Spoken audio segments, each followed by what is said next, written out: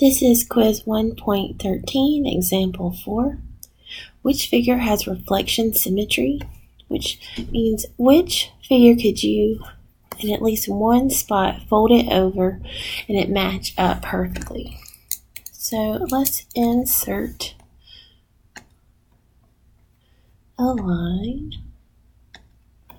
We can kind of use the test.